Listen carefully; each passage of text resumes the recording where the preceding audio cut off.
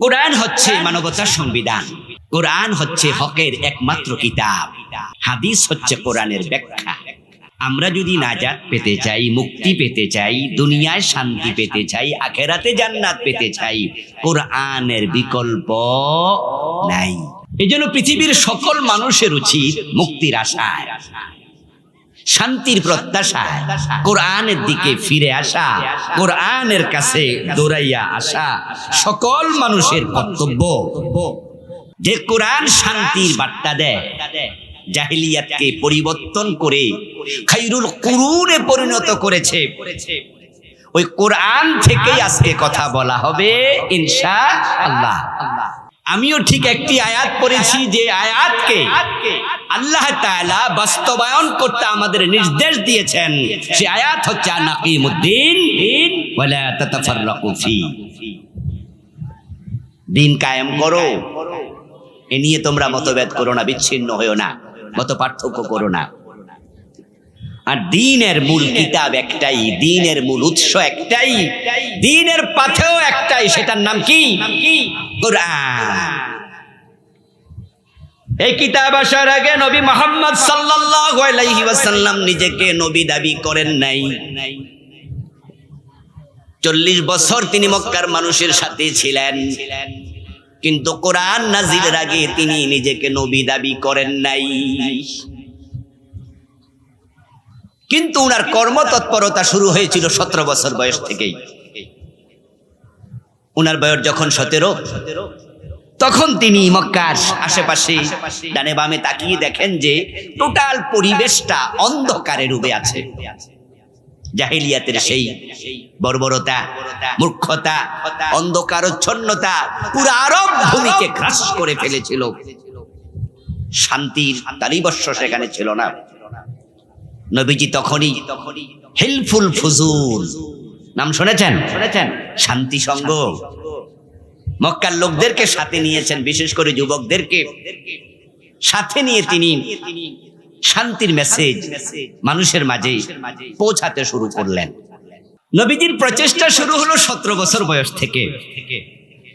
উনি 40 পর্যন্ত হিলফুল ফুজুলের কর্মীদেরকে সাথে নিয়ে মানুষের বাড়িতে বাড়িতে গিয়ে শান্তির মেসেজ দিয়েছেন। আর আপনারা জেনে থাকবেন যে হিলফুল ফুজুলের প্রতিষ্ঠাটা মূলত হয়েছিল একজন ব্যবসায়ী মালামাল কিনে তার মূল্য পরিশোধ করা হচ্ছিল না। মক্কাতেই হজের মৌসুমে ওই ব্যবসায়ী দূর থেকে এসেছিল ব্যবসা করতে। কোন এক ব্যক্তি তার মাল কিনেছে কিন্তু টাকা দেয় না।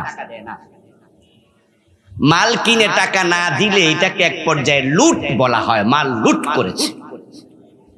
ওই ব্যবসায়ী তখন কাবার পাশে দাঁড়িয়ে দাঁড়িয়ে চিৎকার দিয়ে বলছিল যে আল্লাহর ঘরের পাশে আমার মাল লুট করলা। তখনই মক্কার লোকেরা বলল, না এটা তো ঠিক না, এটা তো হতে পারে না। হিলফুল ফুজুল প্রতিষ্ঠার পিছনে এটা ছিল মূল সূত্র, যে মক্কার আশেপাশে আমরা অন্যায় হতে দেব না। ওই হিলফুল ফুজুলের সদস্যদেরকে নিয়ে নবীজি মানুষের বাড়িতে গেলেন, বুঝালেন যে চুরি করো না, লুট করো না, ডাকাতি করো না, মদ পান করো না, নারী দর্শন করো না, মেয়েদেরকে জীবিত কবর দিও না, অন্যায় করো না। বলতে বলতে প্রিয় নবীর বয়স হয়ে গেল 40। 17 বছর থেকে শুরু, 40 বছর এখন বয়স, চলে গেল 23 বছর। কত বছর ভাইরা? 23। 40 হচ্ছে জীবনের টার্নিং পয়েন্ট। 40-এর আলাদা একটি গুরুত্ব ইসলামে আছে। এজন্য মুসা আলাইহিস সালাম কাল্লা তুর পাহাড়ে নিয়ে রেখেছিলেন 40 দিন। ইব্রাহিম আলাইহিস সালাম নমরুদের আগুনের ভিতরও ছিলেন 40 দিন।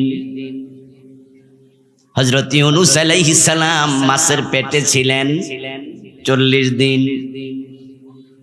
যত নবী নবুয়ত পেয়েছে, হযরত ঈসা আলাইহিস সালাম সারা সব নবীর নবুয়তের বয়স কথা জানে না নাকি? সব আমারে দিয়া কয়তাছে। কত বছর? 40 শব্দটা ইম্পর্টেন্ট। 40 দিন, 40 বছর, 40-এর ভিতরে আলাদা তাৎপর্য রয়েছে।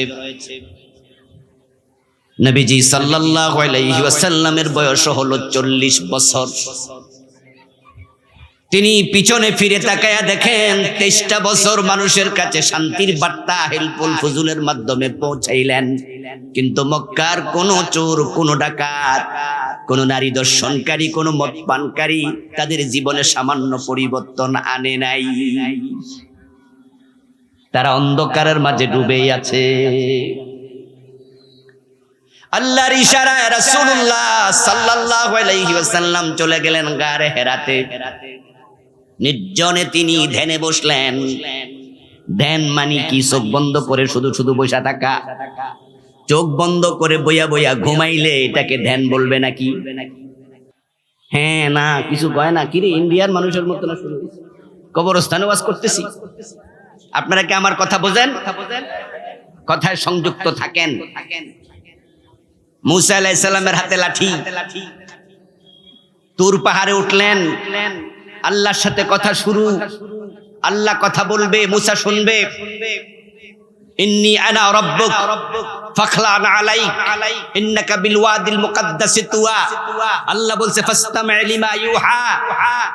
এক পর্যায়ে আল্লাহ দেখলেন যে মুসা শুধু শোনে, তো আল্লাহ ভাবছেন যে এক পক্ষিয়া তো মজা লাগে না, তাই আল্লাহ মুসা থেকেও শুনতে চাইলেন। ওয়ামা তিলকা বিয়ামিনিকা ইয়া।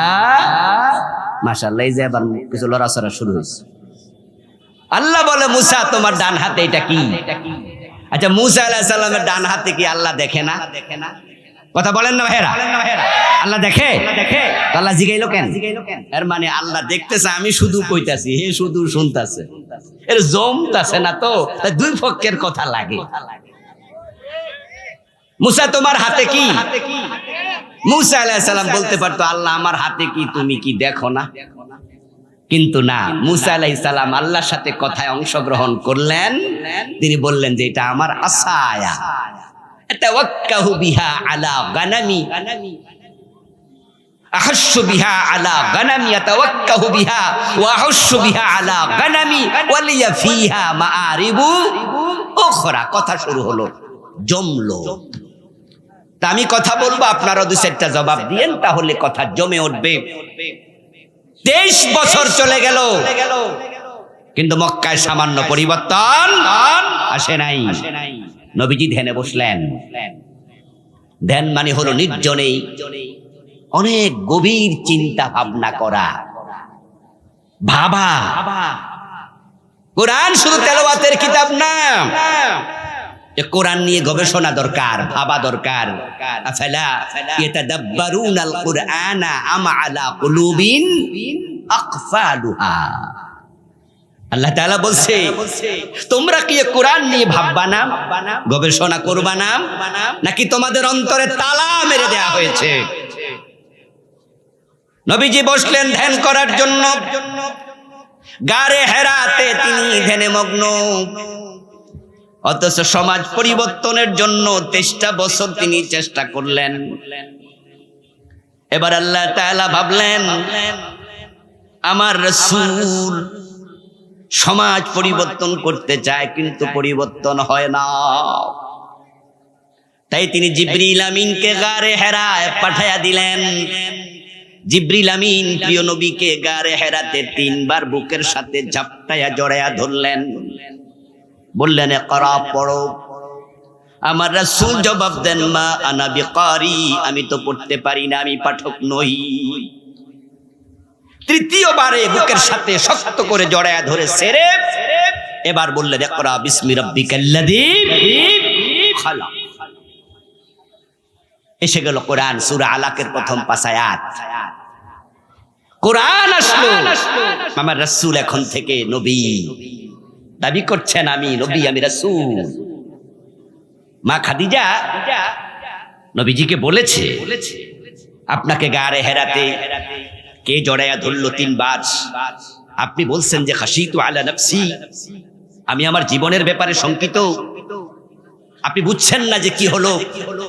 ওরাকা বিন নওফলের কাছে চলেন, আমার চাচাতো ভাই বড় আলেম, সে জানে তাওরাত এবং ইনজিল।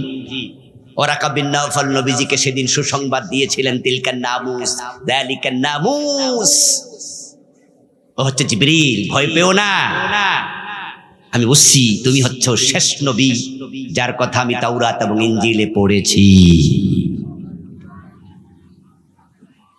নবীজি সাল্লাল্লাহু আলাইহি ওয়াসাল্লামের কাছে কোরআন আসলো। আল্লাহ তাআলা কোরআনের মাঝে রাসূলকে জানালেন, কিতাবুন আনজালনাহু ইলাইক লিতুখরিজান নাসা মিনাজ যুলুমাতি ইলান নূর। ও নবী, অন্ধকারে ডুবে আছে জাহেলিয়াতের মানুষগুলো, 23 বছর চেষ্টা করলেন, অন্ধকার থেকে তুলতে পারলেন না। আমি আপনার কাছে একটা কিতাব পাঠাইলাম, লিতুখরিজান নাসা মিনাজ যুলুমাত। এই কিতাবের দ্বারা মানুষকে অন্ধকার থেকে আলোর পথ দেখাইয়া দেবেন। নবীজি আবার চেষ্টা করলেন, আবার দাঁড়াইয়া গেলেন। 40 বছর 6 মাস বয়স, কোরআন নাজিল শুরু। প্রথম 6 মাস ওহী এসেছিল স্বপ্ন যুগে। কোরআন শুরু হলো নাজিল নবীজির বয়স 40 বছর 6 মাস হওয়ার পরে। রাসূল আবার দাঁড়ালেন, কে আছো? আমার সাথে একাত্মতা পোষণ করবে, আমি আল্লাহর রাসূল। আবু বকর হাত তোলা দিলেন যে আমি রাজি, মা খাদিজা বলে আমি রাজি, আলী বলে আমি রাজি, জায়েদ বলে আমি রাজি। নবীজি সাল্লাল্লাহু আলাইহি ওয়াসাল্লাম তিনি এই দাওয়াত দিতে থাকলেন। দাওয়াত দিতে দিতে রাসূলের বয়স 63। প্রচেষ্টা শুরু হলো 17 বছর থেকে, 40 বছর 23, আবার 40 থেকে 63, এখানে কত? 23। একই ব্যক্তি। প্রথম চেষ্টার অংশ 23, পরবর্তী প্রচেষ্টার অংশটুকু 23। প্রথম 23 বছরের রেজাল্ট ছিল 0। পরের 23 বছরে এমন পরিবর্তন, ফুলে ফলে সুশোভিত। আব্দুল্লাহর বেটা মুহাম্মদুর রাসূলুল্লাহ এখন দুনিয়ার সবচেয়ে বড় নায়ক, সেরা মানের হিরো, মহানায়ক। এমন পরিবর্তন হলো, ইন্তেকালের আগে নবীজি বলছেন, খায়রুল কুরুনি কারনি। এখন আর জাহেলিয়াত নাই। তোমরা সবাই মিলে যে যুগের নাম আইয়ামে জাহেলিয়া দিলে, আমি নবী মুহাম্মদ ঘোষণা করছি আমার যুগ পৃথিবীর সর্বশ্রেষ্ঠ যুগ। আপনাদের কাছে আমার একটু প্রশ্ন, দয়া করে জবাব দিয়েন জানা থাকলে। একই ব্যক্তি প্রথম 23 বছর রেজাল্ট পান নাই। মানুষগুলো জাহেলিয়াতে ডুবে ছিল, চেষ্টা করেছেন, আলো দেখাতে পারেন নাই। ওই ব্যক্তি পরবর্তী 23 বছরে তামাম পৃথিবীকে আলোকিত করে ফেলেছে। জাহেলিয়াত দূর হয়ে সর্বশ্রেষ্ঠ যুগ হয়েছে। কারণ কি? কারণ শুধুমাত্র কোরআন। তিনি প্রথম 23 বছর চেষ্টা করেছিলেন, কিন্তু কোরআন ছিল না। সেই চেষ্টাটা তিনি করেছেন ব্যক্তিগত চিন্তা চেতনা থেকে, যে কিভাবে মানুষকে ভালো করা যায়, কিন্তু পারেন নাই। পরবর্তী 23 বছরের প্রচেষ্টা ছিল ওহী নির্ভর। মা ইয়ানতিকু আনিল হাওয়া ইন হুয়া ইল্লা ওয়াহয়ুন ইউহা। পরবর্তী 23 বছর একটা কথা নিজ থেকে বলেন নাই, যা বলেছেন সব সব সব। এবার ওহীর মাধ্যমে পুরা জাহেলিয়াত শেষ। আমি আপনাদের সম্মুখে পবিত্র কোরআন থেকে সূরাত শুরার 13 নম্বর আয়াত পড়েছি। এটার আলোকে আমি কথা বলবো ইনশাআল্লাহ। সূরা শুরার 13 নম্বর আয়াত আল্লাহ তাআলা উম্মতে মুহাম্মাদীকে লক্ষ্য করে আলোচনা শুরু করলেন। শারা আলাকুম। আলেম ওলামা ভাইয়েরা আমার সাথে একটু দয়া করে মুখ মিলাবেন, ঠোঁট মিলাবেন বেশি করে, অন্যরা বুঝবে। কুম শব্দের অর্থ কি? তোমরা। তাহলে আল্লাহ তাআলা এই আয়াতটা শুরু করলেন আমাদেরকে লক্ষ্য করে, আমরা যারা উম্মত। বললেন তিনি শারা লাকুম মিনাদ দ্বীন, তিনি দিন থেকে তোমাদের জন্য একটি বিধিবদ্ধ বিধান চালু করতে চান। একটি সিস্টেম, একটি নিয়ম, একটি শরিয়া তিনি প্রণয়ন করছেন, দায়িত্ব তোমাদেরকে দিয়েছেন। মা ওয়াসা বিহি নূহা। এবার বলতেছে দায়িত্বটা আমি শুধুমাত্র তোমাদেরকে দেই নাই, একই ব্যাপারে আমি নূহ নবীকে অর্ডার করেছি, নির্দেশনা দিয়েছি। ওয়াসা, ওসিয়ত। ওসিয়ত শব্দটা আল্লাহর সাথে যখন লাগে তখন এটা অর্ডার অর্থে আসে, আদেশ অর্থে। স্বাভাবিকত যখন আমরা কোনো নসিহা করি, ওয়াজ করি, এটাকে নসিহত বলে। আর মরার আগে যখন কেউ কোনো কথা বলে সেটারে কি বলে? নসিহত না ওসিয়ত? এটারে বলে ওসিয়ত। তো আল্লাহর কি মৃত্যু আছে? ওমা হ্যাঁ কয় না কেন? নাও কয় না। আল্লাহর মৃত্যু আছে? হুয়াল হাইয়ুল। সুতরাং উনার ওসিয়ত আমরা যে ওসিয়ত বুঝি সে অর্থে না। এখানে ওসিয়ত মানে অর্ডার, নির্দেশ। মা ওয়াসা বিহি নূহা, যে অর্ডার আল্লাহ তাআলা দিয়েছেন নূহ আলাইহিস সালামকে। এরপর বলছেন ওয়াল্লাযী আওহাইনা ইলাইকা, ও প্রিয় নবী মুহাম্মদ সাল্লাল্লাহু আলাইহি ওয়াসাল্লাম, একই বিষয়ে আমি আপনার কাছে ওহী নাজিল করছি, মানে আপনাকে অর্ডার দিচ্ছি। এরপর আল্লাহ তাআলা এবার বলেন ওয়া মা ওয়াসাইনা বিহি ইব্রাহিম, একই অর্ডার আমি নবী ইব্রাহিমকে দিয়েছি। ওয়া মূসা, এবং মূসাকে দিয়েছি। ওয়া ঈসা, এবং ঈসাকে দিয়েছি। শুরু হলো নূহকে দিয়া, আলোচনা আসলো ঈসা পর্যন্ত। আওহাইনা ইলাইকা বলে নবী মুহাম্মদও শামিল হলো।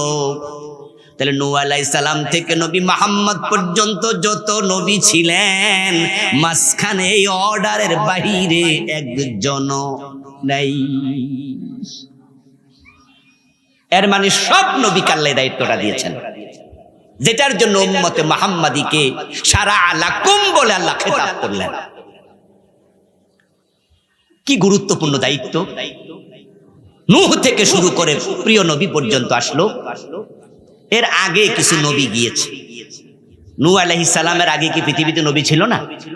আদম আলাইহিস সালাম কি নবী নন? শীস আলাইহিস সালাম কি নবী নন? কিন্তু নূহকে দিয়ে শুরু করলেন কেন?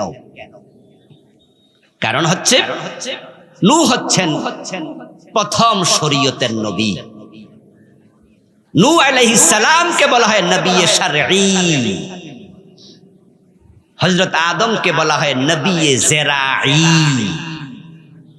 আদম আলাইহিস সালামের উপর শরীয়ত আসে নাই। রোজা রাখো, হজ করো, যাকাত দাও, শরীয়তের যে বিধানগুলো আছে আদমের উপরে বিধানগুলো ছিল না। এজন্য তাকে নবী জেরাঈ বলা হয়। উনি কালেমার দাওয়াত দিয়েছেন, আর সামান্য শরীয়তের কিছু কিছু বিষয় আল্লাহ উনাকে দিয়েছেন, কিন্তু উনার মূল কাজ ছিল জীবন ধারণের সিস্টেম চালু করা। কিভাবে ধান, পাট, গম, আলু, তেঁতুল, ভুট্টা এগুলো জন্ম দিতে হয়, কিভাবে মুরগি জবে করে খেতে হয়, কিভাবে গরু রান্না করা লাগে, জীবন ধারণের প্রক্রিয়া শিখিয়েছেন নবী আদম। জেরাউন মানে শস্য দানা, জেরাঈ মানে হচ্ছে শস্য দানার সাথে সম্পৃক্ত নবী। শীস আলাইহিস সালামও তার কাছাকাছি ছিলেন, কিন্তু নূহ হচ্ছেন পৃথিবীতে শরীয়তের প্রথম নবী।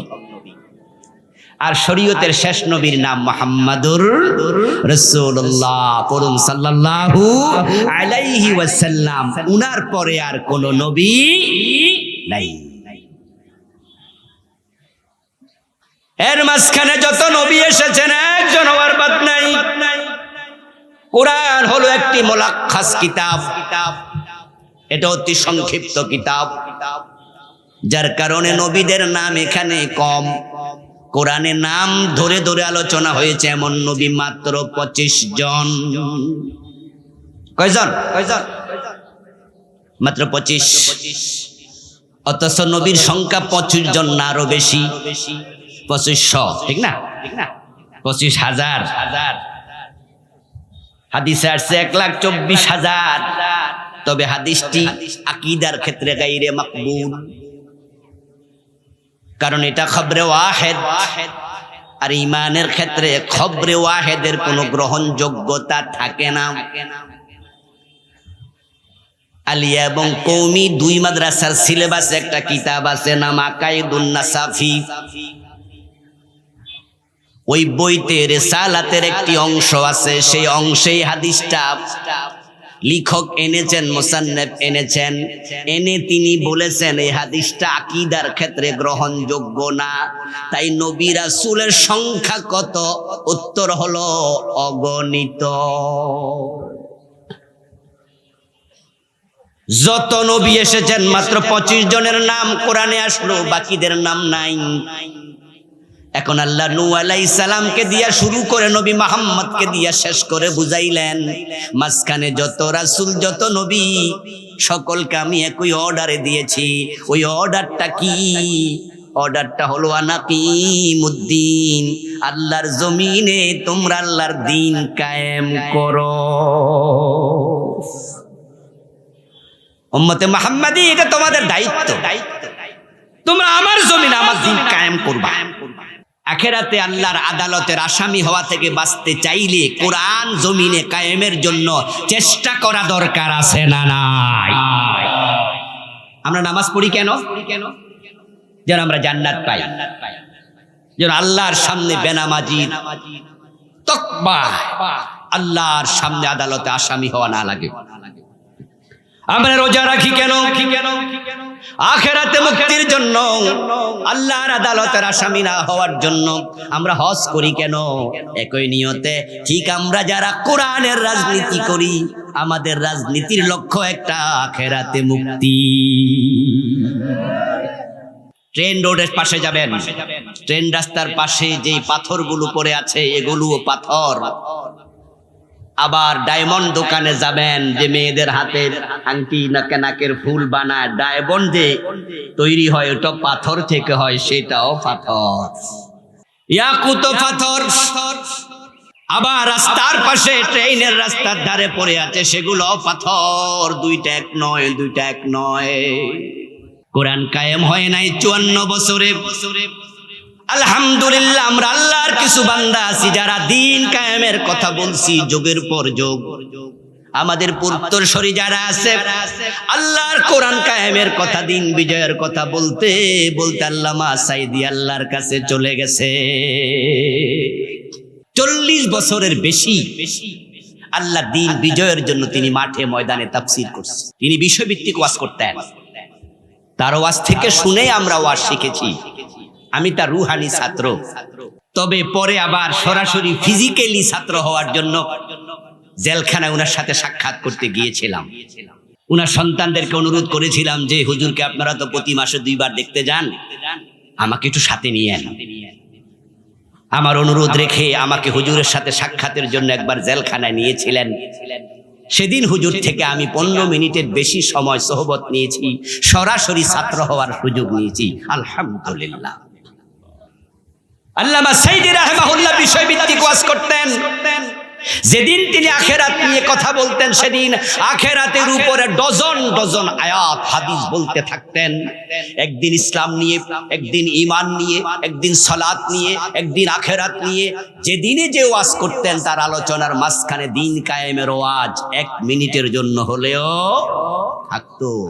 আল্লামা সাঈদীর মতো আল্লাহর কিছু বান্দা আছে যারা বলেই যাচ্ছে, বলেই যাচ্ছে, বলেই যাচ্ছে। বলতে বলতে আজরাইলের সাথে সাক্ষাৎ হয়ে গেছে। হাসরের ময়দানে আল্লাহ যদি প্রশ্ন করে, দ্বীন কায়েমের দায়িত্ব দিয়েছি, বাংলাদেশে দ্বীন কায়েম কেন করো নাই? উত্তর দেবেন, আল্লাহ চেষ্টা করেছি।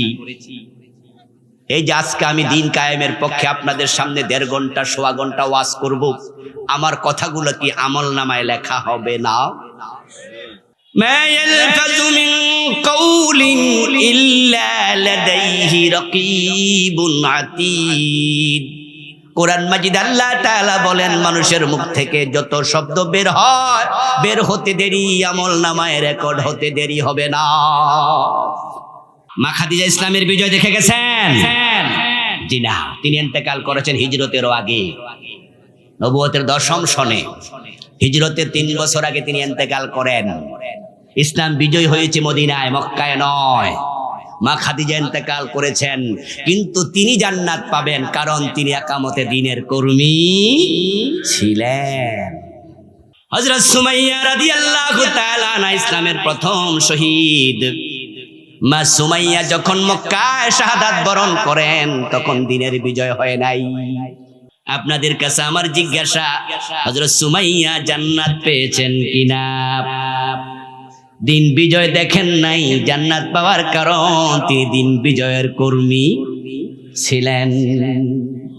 আকিমুদ্দিন মানেটা কি? মানে হচ্ছে যেখানে দিন প্রতিষ্ঠিত নাই সেখানে প্রতিষ্ঠিত করা। তো প্রতিষ্ঠিত করার মানে কি? আমি দিন এবং ইকামাত এই দুটা নিয়ে সংক্ষিপ্ত ব্যাখ্যা করছি। ইকামা মানে হলো প্রতিষ্ঠিত করা, আর দিন মানে হলো ইসলাম। ইন্নাদ দীন ইনদাল্লাহিল ইসলাম। আল্লাহর কাছে দিন আছে একটা, সেটার নাম কি? ইসলাম। ومن يبتغي غير الإسلام دينا فلن يقبل منه। ইসলাম ছাড়া অন্য কোন দিন যদি কেউ তালাশ করে সেটা আল্লাহ কবুল করবেন না। জবাব দিন আমার সাথে, ইসলাম সর্বশ্রেষ্ঠ ধর্ম না একমাত্র ধর্ম? সর্বশ্রেষ্ঠ ধর্ম, এই কথার সাথে কি কেউ কেউ একমত আছেন? আমাদের দেশে শব্দটা প্রচলিত, ইসলাম একটি সর্বশ্রেষ্ঠ ধর্ম। আমি বলি শব্দটি ভুল, বাক্যটি ভুল। সর্বশ্রেষ্ঠ মানে হলো আরো কিছু শ্রেষ্ঠ আছে, তার মাঝে এটা এক নাম্বার। কিন্তু কোরআন বলছে ইন্নাদ দীন ইনদাল্লাহিল ইসলাম, আল্লাহর কাছে ধর্ম একটা, সেটা ইসলাম। এ দ্বারা বোঝা যায় সর্বশ্রেষ্ঠ না, ইসলাম হচ্ছে আল্লাহর কাছে একমাত্র ধর্ম। ইসলাম আসার পর বাকি সকল ধর্ম স্থগিত, মুলতবি, বাতিল। তাহলে আনাকিমুদ্দিন, এই দিন শব্দের জায়গায় ইসলাম শব্দ বসায়া দেন। ইসলাম মানেই তো দিন, দিন মানেই তো ইসলাম। আকিমুদ্দিন আই আকিমুল ইসলাম, ও আমার বান্দারা আমার জমিনে আমার ইসলাম কায়েম করো। আজকের মক্কায় গেলে কোন ল্যাংটা মানুষ দেখা যায়? মক্কা যায় না কি এলাকার লোকেরা? মক্কায় উমরা হজ করতে গেছেন, কোন ল্যাংটা মানুষ পাইছেন? অথচ কাবার পাশে ল্যাংটা তাওয়াফ করতো নবীজির জামানায় এমন মানুষও ছিল। দিন ইসলাম ছিল না। তাই ল্যাংটা মানুষ আল্লাহর ঘর তাওয়াফ করতো।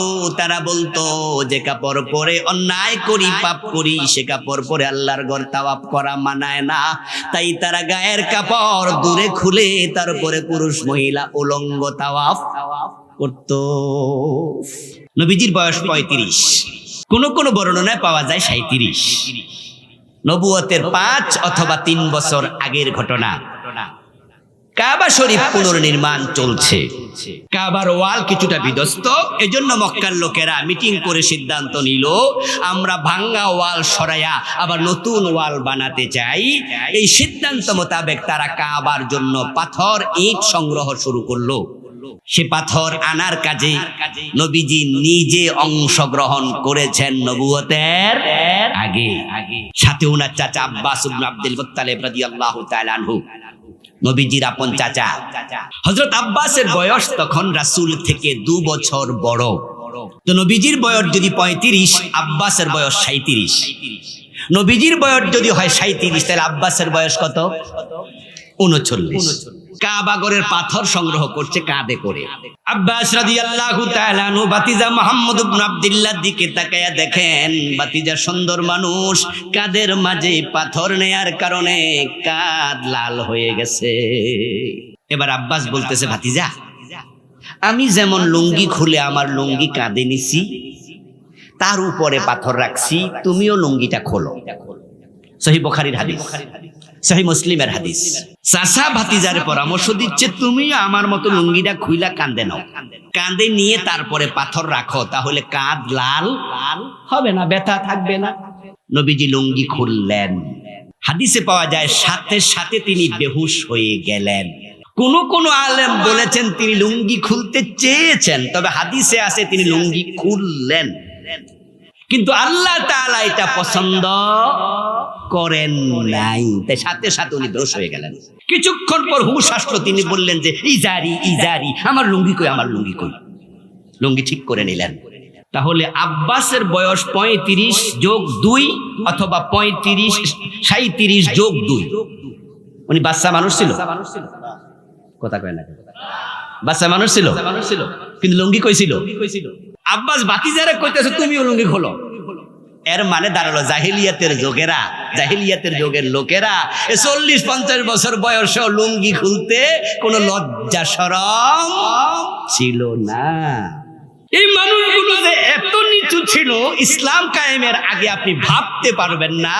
জেনা ব্যভিচার যাদের কাছে টিস্যু ব্যবহারের মতো ছিল, নারীর ব্যবহার। এই যে আপনাদের সবার সামনে আমি টিস্যু দিয়া মুখ মুছে আবার ফেলে দিলাম, এতে কোনো লজ্জা শরম হয়েছে আমার? আপনারা মাইন্ড করছেন যে হুজুর টিস্যু দিয়া মুখ মুছে? না, এটা ব্যাপার না। জাহেলিয়াতের যুগে রাস্তায় দাঁড়াইয়া একসাথে নারী পুরুষ বসে শুয়ে জেনা করতে কোনো ব্যাপার ছিল না।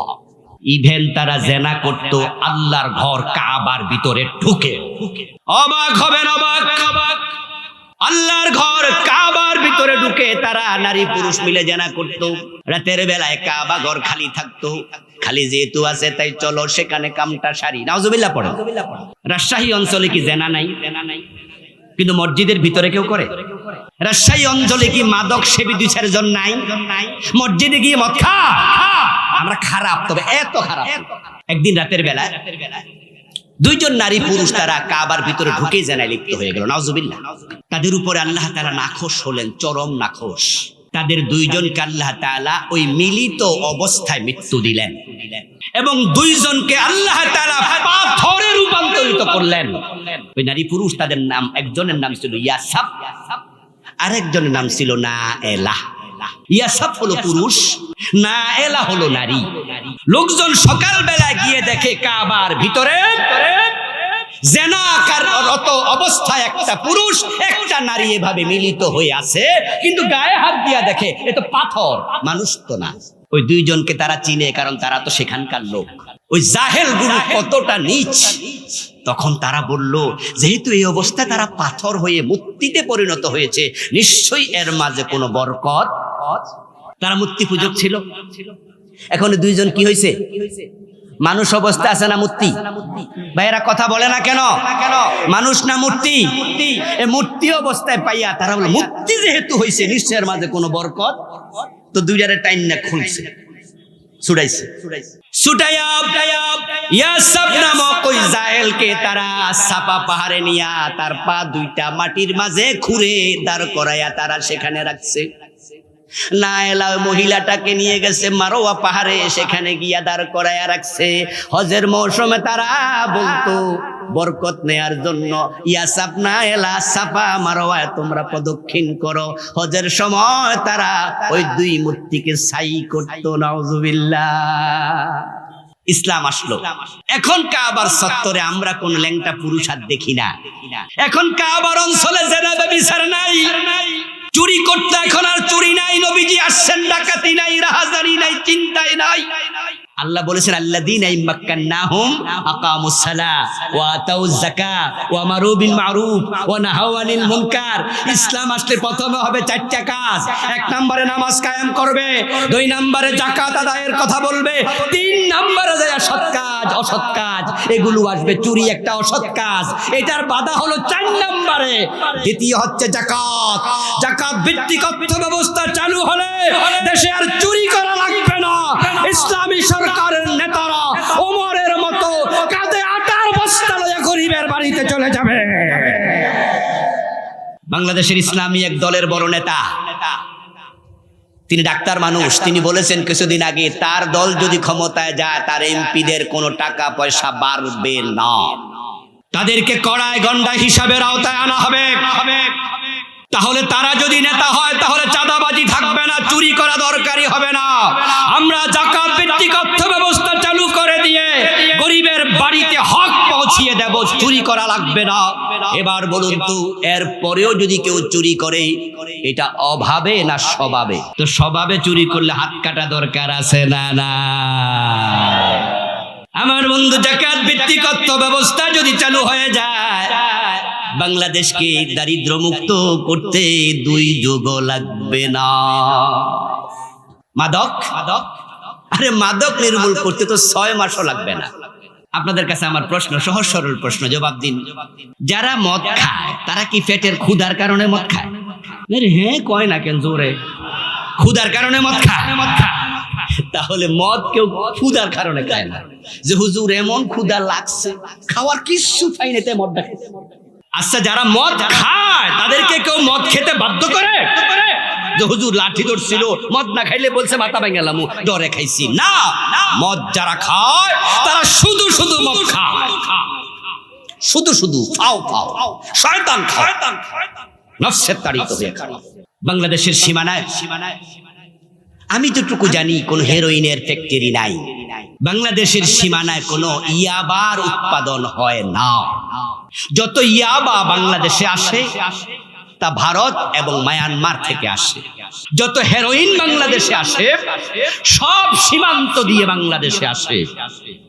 যত ফেন্সিডিল আসে সব ইন্ডিয়া অথবা অন্য দেশ থেকে আসে।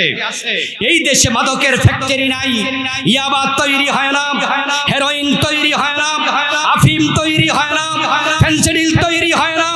এগুলো বিদেশ থেকে কারা আনে, কারা ব্যবসা করে, পুলিশ সবার নাম জানে, তালিকা জানে। আমরা প্রশাসনকে ইসলাম কায়েমের পরে বলে দেব, সময় দিলাম 6 মাস। 6 মাসের ব্যবধানে যেই থানায় পেন্সিল পাওয়া যাবে ওই ওসিকে চাকরি থেকে বরখাস্ত করা হবে। এখন বলবেন যারা খায়, আরে ভাই যদি এগুলো চালান বন্ধ হয়ে যায়, যারা খাইতে চায় তারা আর খাইতেও পারবে না। আমাদের বাংলাদেশে গার্লস কলেজ আছে, গার্লস স্কুল আছে। আপনাদের রাজশাহীতে আছে না মহিলা কলেজ, মহিলা স্কুল?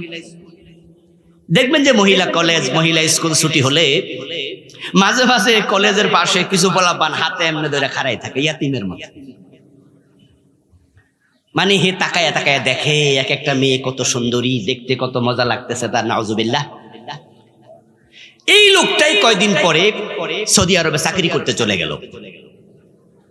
সৌদি আরবে চাকরি করতে যাইয়া যখন একামা পাইলো, কার্ড পাইলো চাকরির, এখন তার বৈধতা আছে, সেখানে থাকে। সে আবার ভাবলো, আরে বাংলাদেশে কত গার্লস কলেজের সামনে খাড়াইয়া সুন্দরী সুন্দরী মেয়ে দেখছি, এখন এই কামটা আমি করি। সে যদি পুরা সৌদি আরবে ঘোরে 1000 টাকা খরচ করে দৌড়াতে পারবে, কিন্তু এই জাতীয় বেপরদা মেয়ে আর পাবে না।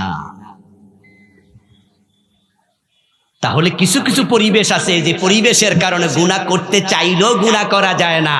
আবার পরিবেশ যদি খারাপ হয়, গুনাহ থেকে বাঁচতে চাইলেও বাঁচা যায় না। যেমন বেপরদা থেকে আমরা আলেম ওলামারাও বাঁচতে পারি না।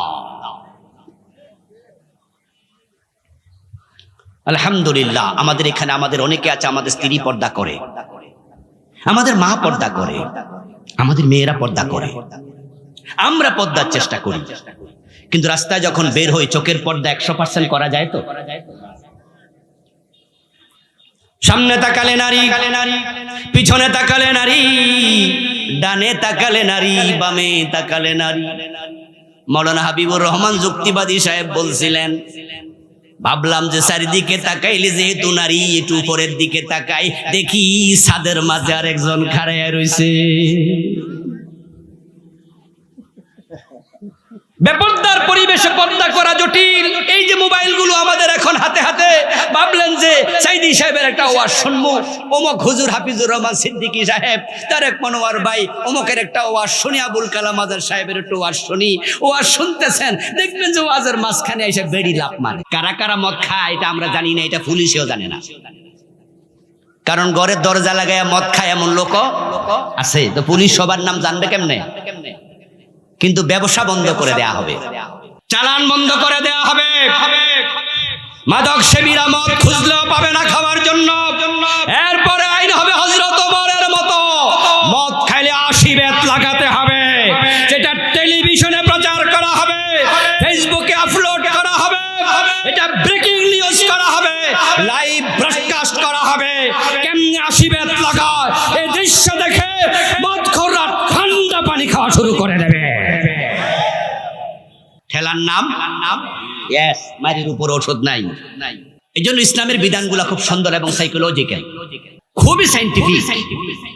আপনি ইসলামে দেখবেন যে জেল দেও এরকম বিধান খুব একটা নাই। শুধুমাত্র জেনার শাস্তির ব্যাপারে অবিবাহিত হলে 100 বেত দাও। ইমাম শাফি বলছে সাথে 1 বছরের কারাদণ্ড, জেল দাও। ইমাম আবু হানিফা বলছে জেল টেল নাই। 100 বেত দাও, চুরি করেছে হাত কেটে দাও, ডাকাতি করেছে ছুলে দাও, মদ পান করেছে 80 বেত লাগাও। কারণটা কি? কারণটা কি? জেল নাই কেন? সুবহানাল্লাহ। আমি একটি কামেল মাদ্রাসায় পড়াই, তাফসিরে জালালাইন পড়াচ্ছি 2001 থেকে। তো এখন 2000 কত? 25 বা 24 বছর। আলহামদুলিল্লাহ 2003 থেকে কামেল মাদ্রাসার মুহাদ্দিসি করি। এর আগে একটি ফাজিল মাদ্রাসার লেকচারার ছিলাম। ওখান থেকে তাফসিরে জালালাইন পড়াই, সূরা নূর পড়াই, বিভিন্ন সূরার সাথে সূরা আছে। আমি আমার স্টুডেন্টদেরকে বলি, দেখো ইসলাম কত সায়েন্টিফিক। আমাদের দেশে ডক্টর কামাল মিয়ারা পাশ্চাত্যের আইন ধার আনছে যে চুরি করলে জেলে দাও, 6 মাস জেল, 1 বছর জেল, 2 বছর, 5 বছর জেল। ইসলাম বলছে না, তার হাতটা কেটে দাও। আমাদের দেশের আইনটা দেখো কত দুর্বল।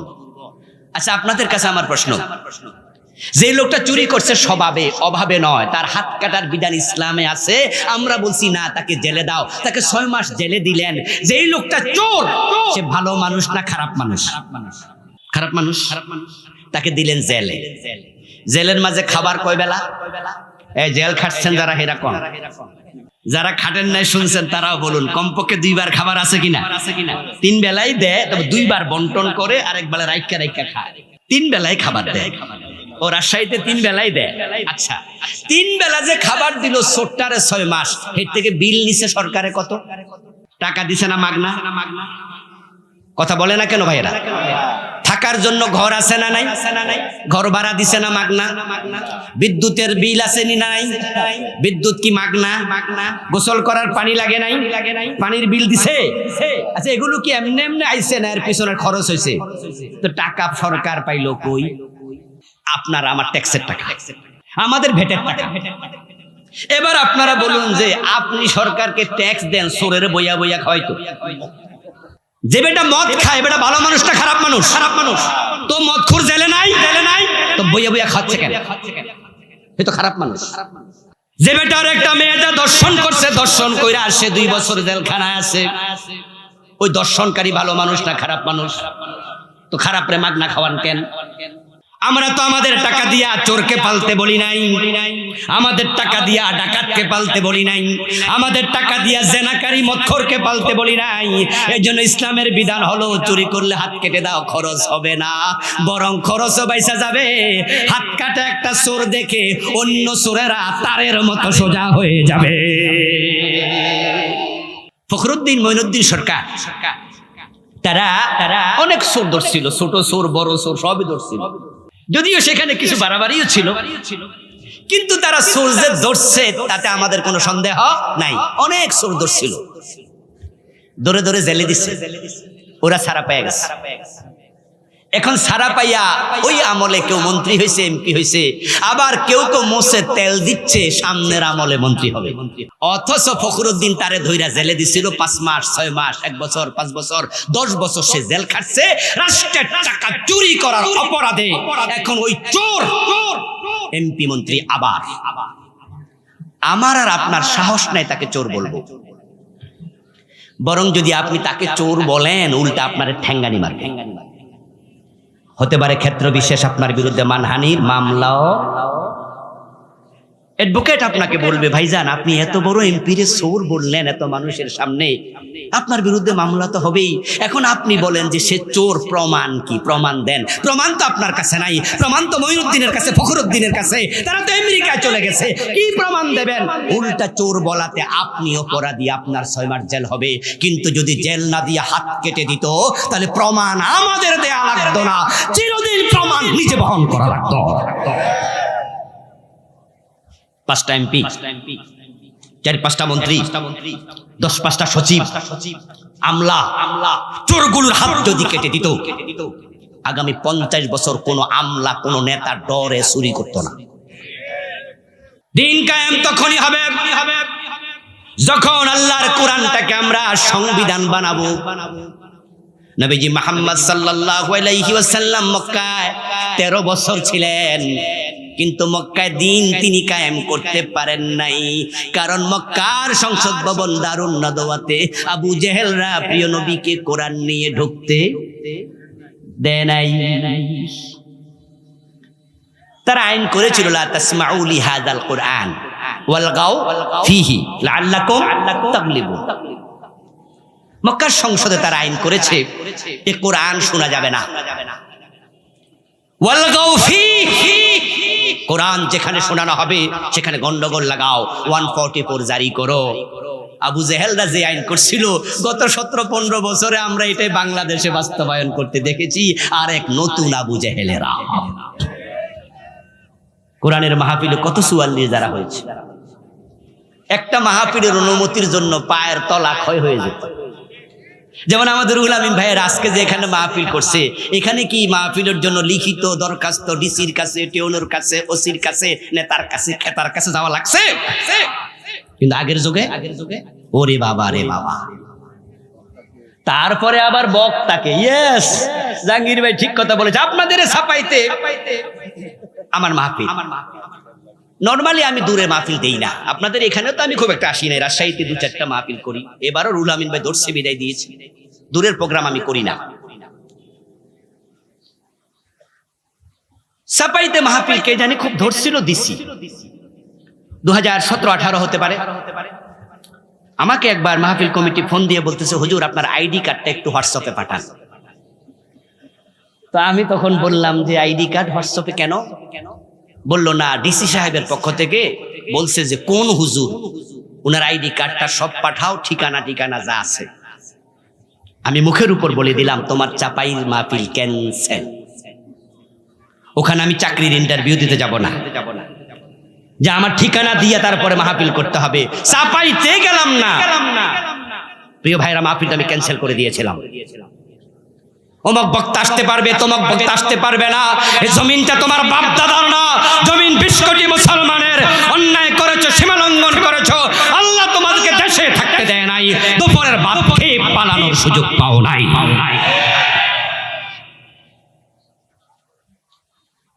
আল্লাহ জালেমদেরকে পছন্দ করে না।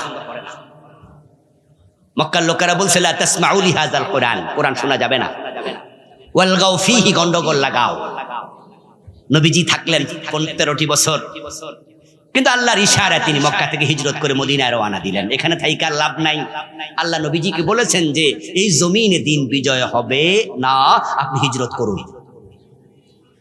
আল্লাহ নবী হিজরত করছেন।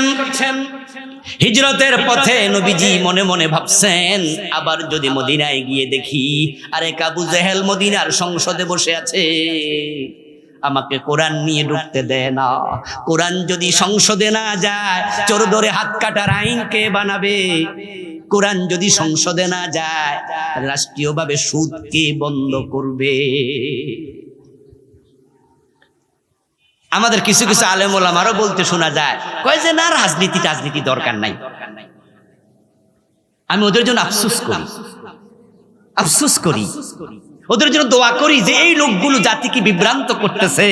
আরে সুদের বিরুদ্ধে ওয়াজ তোমরা কিয়ামত পর্যন্ত করলে সুদ বন্ধ হবে না। আর সরকার যদি চায় একটা ওয়াজ আর সুদ বন্ধ হয়ে যাবে। এখানে আমরা অনেক মানুষ, আমি ঘোষণা দিলাম আগামী দিন থেকে বাংলাদেশে সুদ চলবে না, আপনারা হ্যাঁ বলুন। আপনারা বললেন হ্যাঁ, সুদ বন্ধ হবে। আর সংসদে 151 জন এমপি যদি সুদের বিপক্ষে একবার বলে, সুদ বন্ধ হয়ে যাবে।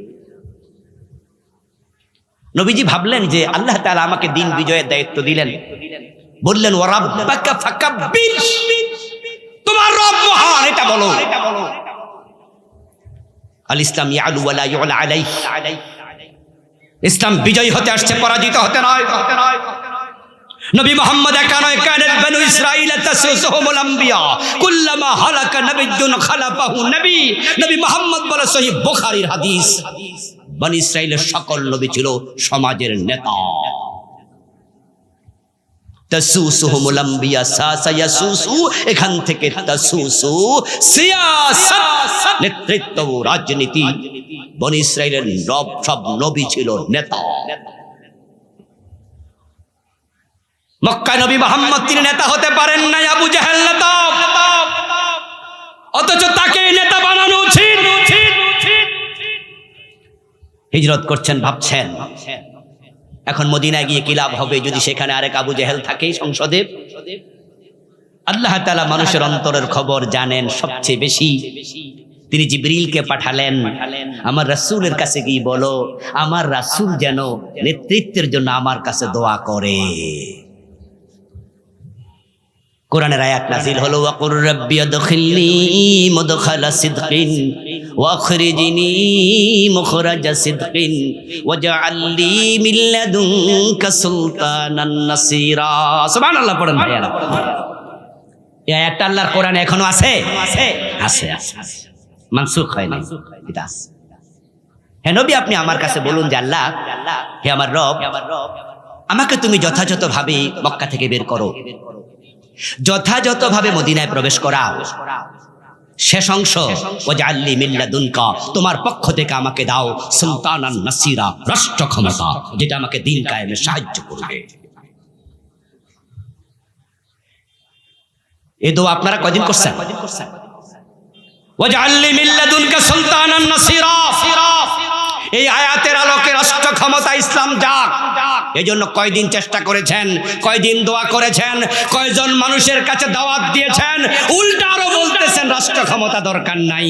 তোমার চিন্তা আল্লাহর কোরআনের উল্টা। নবীজি দোয়া করলেন, দোয়া রাস্তায় থাকতে কবুল, দোয়ার সাথে সাথে কবুল।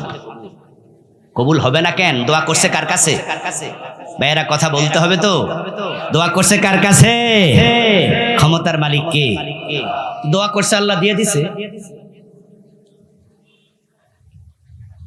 আমরা তো চাইতে জানি না। নবীজি চেয়েছেন, আল্লাহ তাআলা মুআফিক করে দিয়ে দিয়েছেন। এবার চাইতে হবে। আল্লাহ সুযোগ দিয়েছেন। আগস্ট বিপ্লবের কারণে, জুলাই বিপ্লবের কারণে আল্লাহ ইসলামকে রাষ্ট্র ক্ষমতার কাছাকাছি অলরেডি নিয়ে এসেছেন। জাকসু প্রমাণ করে এই দেশের মানুষের অন্তরে আল্লাহ পরিবর্তন দিয়েছেন। আমরা মাথা তুলে দাঁড়াতে যদি পারি, আগামীর সংসদ হতে পারে কোরআনের সংসদ হয়ে যাবে। প্রিয় ভাইরা, লক্ষণ ভালো। হাদিসে পাওয়া যায় মানুষের অন্তর আল্লাহ দুই আঙ্গুলের মাঝখানে। আল্লাহ যেদিকে চায় সেদিকে ফিরাইয়া দেয়। নবীজি রাস্তায় দোয়া করলেন হিজরতের পথে, মদিনার লোকদের অন্তর আল্লাহ ফিরাইয়া দিয়েছে ইসলামের দিকে। হিজরত করে মদিনায় পৌঁছতে দেরি, আউস খাজরাজ, বনু নজির, বনু কুরাইজা, বনু কায়নুকা, মদিনার সকল মানুষ একসাথে হয়ে একত্রে নবীজিকে মদিনার প্রেসিডেন্ট বানায়া দিলেন। নবীজিকে জোর করে প্রেসিডেন্ট হয়েছিলেন। তার একসাথে হয়ে বসে বলল, আপনি তলা আল বদরু আলাইনা মিন সানিয়াতিল বিদা ওয়াজাবা শুকরু আলাইনা মাদা লিল্লাহি দা। তার একসাথে হয়েছে, নবীজিকে মদিনার প্রেসিডেন্ট বানিয়ে দিলেন। আলহামদুলিল্লাহ। আল্লাহ তাআলা আগস্ট বিপ্লবের পর আমাদেরকেও সেই ইঙ্গিত করছেন। ইসলামী দলগুলো 54 বছরের বাংলাদেশে কখনো ক্ষমতার এত কাছাকাছি আসতে পারে নাই। আলহামদুলিল্লাহ। পৃথিবীর অন্য অন্য দেশ এখন তারাও ইসলামওয়ালাদের সাথে বন্ধুত্ব করতে চায়। বিভিন্ন দেশের রাষ্ট্রদূতরা এসে ইসলামওয়ালাদের সাথে মিটিং করে, তারা বুঝাচ্ছে তোমরা মাথা তুলে দাঁড়াও। তাদের অন্তর হয়তো আল্লাহ ইসলামের দিকে ঝুঁকিয়ে দিচ্ছে। আফগানিস্তান, আমেরিকাকে হারিয়ে যারা যখন বিজয় হলো, এর আগে তালেবান শব্দ শুনলেই কিন্তু আমরা ডরাইতাম যে কথা কোন যাইব না, এটা সন্ত্রাসী। কিন্তু যখন আফগানিস্তান ইসলাম বিজয়ী হয়ে গেল, আমেরিকান সরকারও তালেবানের সাথে বন্ধুত্ব করতে বাধ্য হলো, কূটনৈতিক সম্পর্ক ঘোষণা দিয়ে পুনঃস্থাপন করল। আমরা 4 নম্বরে ছিলাম 54 বছর। 1 নাম্বার 2 নাম্বারে বড় বড় দুটা দল, হয়তো কখনো 1 নম্বরে ওরা, 2 নম্বরে ওরা, অথবা 2 নম্বরে ওরা, 1 নম্বরে ওরা। 3 নম্বরে ছিল রংপুরের দল, চাচার পাট। আর আমরা ইসলামওয়ালারা অলওয়েজ 4 নাম্বার। কিন্তু জুলাইয়ের বিপ্লবের কারণে ফ্যাসিস্ট সরকার আন্ডা বাচ্চা সহ পালিয়ে যেতে বাধ্য হয়েছে। এখন তাদের নাম নেয়ার সাহস বাংলাদেশে কারো নাই। রংপুরের দল তাদের একাদের সাথে একসাথে চুপসে গেছে। আমাদেরকে আল্লাহ 4 নাম্বার থেকে 2 নম্বরে নিয়ে এসেছে। মাথা তুলে দাঁড়াতে পারলে ইসলাম ওনারা একমত একসাথ হয়ে গেলে এবার ইসলাম ক্ষমতায় চলে যাবে। প্রিয় ভাইরা, দিন বিজয়ের কাছাকাছি, এখন ভূমিকা রাখতে হবে এবার বেশি। আপনারা যারা ভিন্ন দলে আছেন মনে কষ্ট নেবেন না। আমি আমার বাবার আইনের কথা বলি না, দাদারটা বলি না। আমি নেতা হতে চাই না, আমি এমপি মন্ত্রী কোনোটাই না। আমার বক্তব্য একটাই, কোরআন আছে যেখানে আমি আছি সেখানে। দেশটা 92% মুসলমানের। দল যে আসুক আসুক আমার আপত্তি নেই, কিন্তু কোরআন দিয়ে চালাতে হবে। আর কোরআন দিয়ে যদি আমাদের বড় বড় দলগুলো বলে যে আমরা কোরআনের বিজয় চাই, আমরা কোরআন কায়েম করতে চাই, আমাদের আলেমদের আলাদা দল লাগবে না, আমরা তোমাদের দলে চলে যাব। কিন্তু তোমরা বলবে যে আমরা শরিয়া আইনে বিশ্বাস করি না, এটা তো চলবে না, এটা তো চলবে না। যে শরীয়ত, যে ইসলাম কায়েমের জন্য আল্লাহ আমাদেরকে দায়িত্ব দিলেন, শারা আলাকুম মিনাদ-দ্বীন বলে, আর তুমি বলবে সেই শরিয়া মানি না, তাহলে তুমি আমার ভালোবাসা কিভাবে পাবে? শরিয়া মানি না এই কথা বলার পরে তার সাথে তার দলে থাকা জায়েজ হবে না।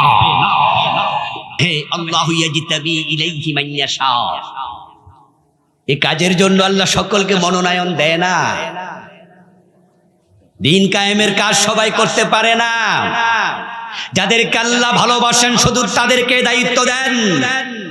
কাবুরা আলাল মুশরিকিনা মা তাদউহুম ইলাইহি, আর এই কাজের কথা বললে তারাই কষ্ট পায় যারা মুশরিক। বলেছেন কে?